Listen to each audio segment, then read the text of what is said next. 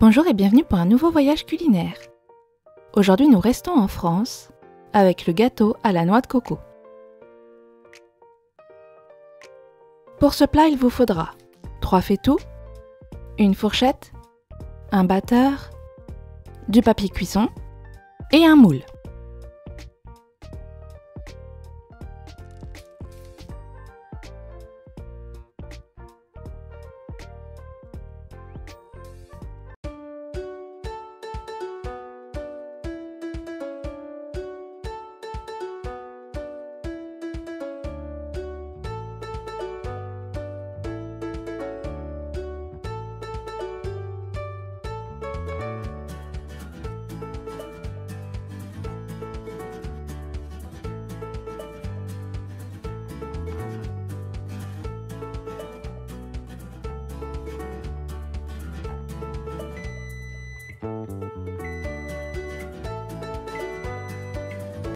Pour ce plat, vous aurez besoin 100 g de noix de coco râpée, 150 g de sucre, un sachet de sucre vanillé, 160 g de farine, 120 g de yaourt, 12 cl de lait de coco, 3 œufs, un sachet de levure chimique, une cuillère à café de sel et 8 cl de lait de coco. On va commencer par mélanger nos œufs au sucre et au sucre vanillé. Mélangez bien. Au départ, vous aurez une pâte un peu épaisse et au fur et à mesure, le mélange va devenir mousseux. Cela veut dire que vos œufs blanchissent. Mélangez bien quelques minutes.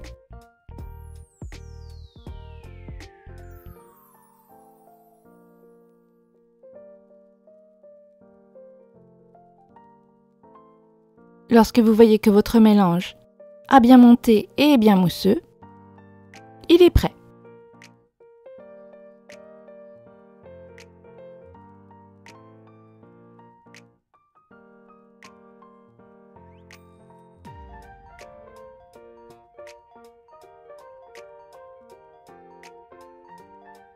Ajoutez les 12 cl de lait de coco à ce mélange.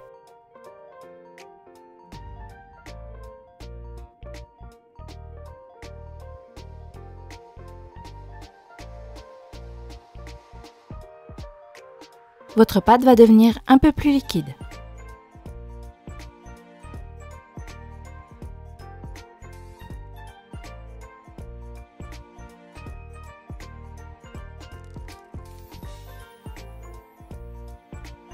On ajoute ensuite notre yaourt et on remélange. Il faut bien le dissoudre. J'utilise ici un yaourt nature pour pouvoir faire un gâteau à la noix de coco, mais vous pouvez parfaitement enlever la noix de coco et utiliser un yaourt aromatisé. Ou bien utiliser un yaourt nature et utiliser autre chose que la noix de coco, comme par exemple de la confiture.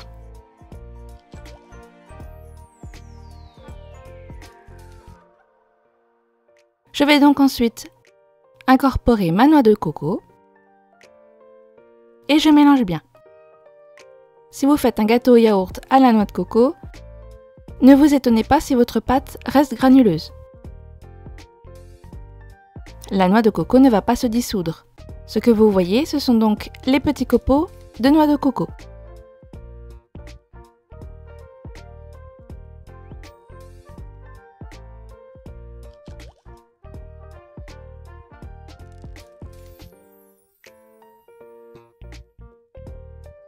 On va ensuite mélanger notre farine à la levure chimique.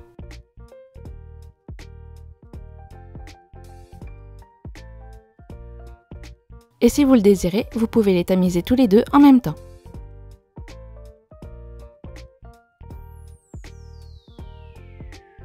Ici, j'incorpore directement ma farine et ma levure chimique dans ma base de pâte. Je mets tout d'un coup et je mélange.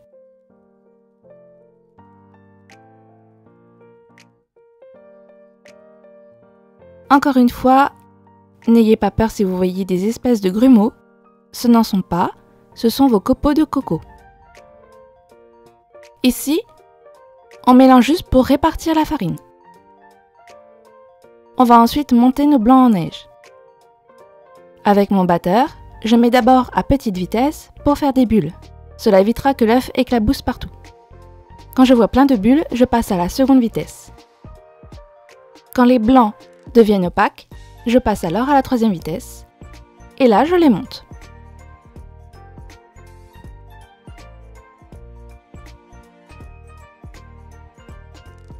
Lorsque mes blancs sont bien fermes, je les incorpore délicatement à ma pâte.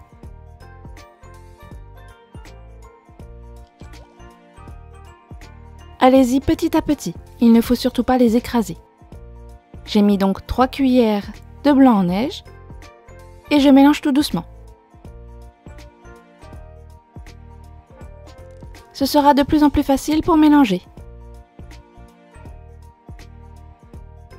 Vous sentirez votre pâte devenir de plus en plus mousseuse. Cela rendra votre gâteau encore plus moelleux.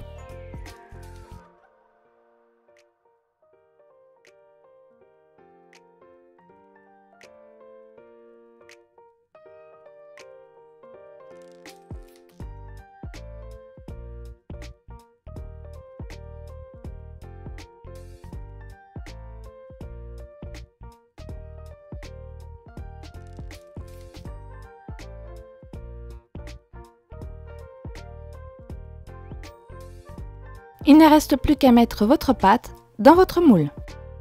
Ici, pour mon moule, j'ai d'abord mis de l'huile tout autour et j'ai découpé mon papier cuisson à la forme de mon moule. Pour découper le papier cuisson à la forme de votre moule, il suffit de dessiner sur votre feuille de papier cuisson. Vous faites d'abord la base de votre moule en dessinant l'extérieur et vous découpez un peu plus petit pour pouvoir mettre le papier cuisson à l'intérieur.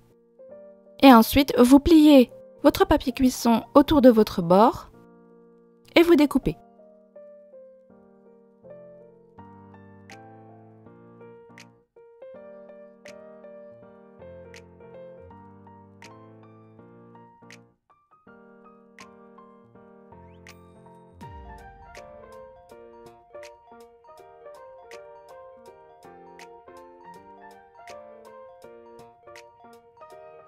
On va ensuite préchauffer notre four à 180 degrés.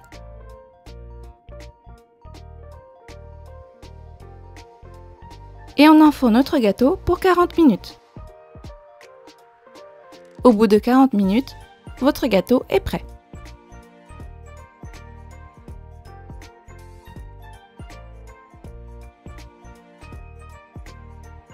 Lorsque votre gâteau sort du four, vous pouvez l'imbiber de 8 centilitres de lait de coco. Ce n'est pas obligatoire, c'est surtout pour que le bord devienne un peu collant et qu'on puisse y accrocher plus facilement notre coco râpé, si vous désirez décorer votre gâteau. C'est du lait de coco, le gâteau ne pourra pas tout absorber. Et on va laisser poser notre gâteau durant 1 heure. Au bout d'1 heure, on peut démouler notre gâteau et retirer le papier cuisson.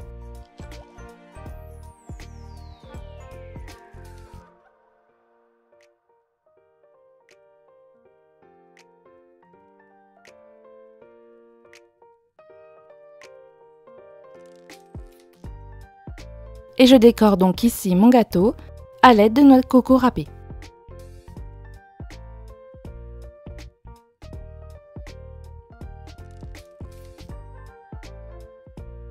Bon voyage en France!